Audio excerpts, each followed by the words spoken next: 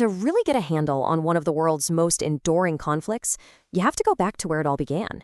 In this explainer, we're going to unravel the crucial 3 decades from World War I all the way to 1950 that completely redrew the map and decided the fate of Palestine. And really, this is the question that kicks everything off, because the seeds of everything that came later were planted right in the middle of a world war, when one single piece of land was promised to 3 different groups in 3 totally different ways. So let's dive into these wartime promises. During World War I, Great Britain was a global empire facing huge new challenges, and they were desperate for allies against the Ottomans. This wasn't just about winning a war, it was about locking down their influence in the Middle East. And to do that, they played this incredibly high-stakes game, making a series of promises that were, well, impossible to keep at the same time. Check out this timeline. You can see how these promises just crash into each other. First, starting in 1915, Britain tells the Arabs, hey, if you revolt against the Ottomans, we'll back your independence. But then, in secret, they make a deal with France to carve up that exact same region for themselves. And to top it all off, they turn around and promise Zionist leaders a national home for Jews in Palestine. It's like a geopolitical triple booking of the same hotel room. And you can see the core contradiction right here, clear as day in the language they used. To the Arabs, Britain pledges to recognize and support the independence of the Arabs. But just 2 years later, to the Zionists, they view with favor the establishment in Palestine of a national home for the Jewish people. Here's the fundamental problem. They were both talking about the exact same piece of land. And this document you're looking at, it's a piece of that very promise made to Sharif Hussein. But get this.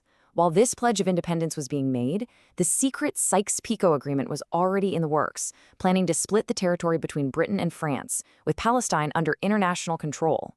The Arabs, who launched their revolt totally based on Britain's word, had no clue about this backroom deal. So, after the war, things on the ground get, well, even messier. The League of Nations gives Britain control over Palestine. Their official job was to govern the territory while somehow fulfilling a dual obligation to both Arabs and Jews. This meant juggling 2 powerful, competing national movements, the Arab dream of independence and Zionism, the movement for a Jewish homeland. In reality, though, one of those obligations got a lot more attention than the other. And the guy they put in charge of this impossible task was Herbert Samuel. Now, his appointment was a huge deal. Samuel wasn't just some British bureaucrat. He was a dedicated Zionist who had actually helped write the Balfour Declaration. Putting him at the top sent a very loud and clear message about which of Britain's promises they were really going to focus on. And Samuel did not waste a single second. His administration immediately started weaving the Zionist project right into the fabric of Mandate Palestine. He gave the Jewish Agency official, almost governmental power. He changed laws to make Jewish immigration and land buying easier. And while he was empowering Jewish institutions, he repeatedly denied Arab requests for representative government, basically shutting them out of any political say in their own future. Okay, and this is such a fascinating little detail. One of Samuel's first moves was to issue new postage stamps, and on the Hebrew text, right next to the word Palestine, he added the letters for Eretz Yisrael, which means land of Israel. As the scholar Sahar Hunaydi said, Israel was thus first born on a postage stamp. It was a tiny thing, but a hugely symbolic way of laying claim to the land. You know, it's not like the warning signs weren't there. People saw the potential for a massive conflict. An American commission sent to the region in 1919 found that Arab opposition to the Zionist project was nearly unanimous, and they recommended putting serious limits on it. But their report, just like the Arab petitions for self-government, was basically ignored by the British and French powers calling the shots. So what happens when you have these kinds of policies designed to create facts on the ground? Well, you dramatically ramp up the tension. The growing Zionist presence, combined with the fact that Arabs were being denied political rights, created an absolute powder keg that, was just bound to explode. And in August of 1929, that powder keg just exploded with unbelievable force. In a wave of riots across Palestine, Arab mobs attacked Jewish communities. The attack in the ancient city of Hebron was especially vicious. The New York Times reported that 70 Jews were killed there. It was a massacre, a deeply traumatic event that just shattered any idea of coexistence. And a lot of the victims were students at a religious school, a yeshiva.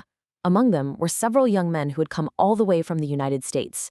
These weren't soldiers or politicians, they were scholars who had made this incredible journey just to dedicate their lives to religious study. I mean, listen to this quote about one of them, William Zev Berman. He gave up what could have been a great career as a rabbi in Philadelphia simply to study Torah for the sake of learning.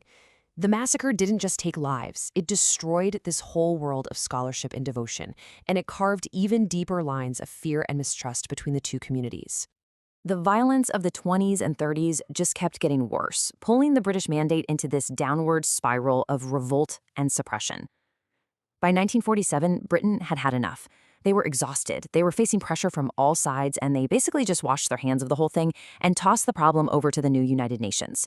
The UN came up with a partition plan, which was accepted by Jewish leaders but rejected by Arab leaders, and that led directly to all-out war.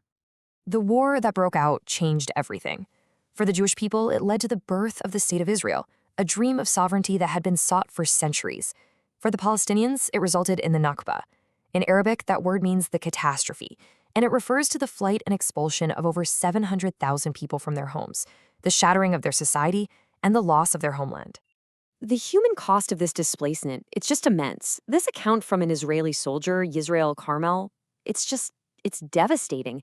He describes seeing a father bent over, literally scraping a grave in the hard dirt with his fingernails to bury his infant child who had just died on the road.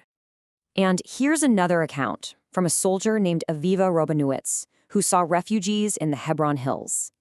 Her words capture this feeling of just complete exhaustion and despair.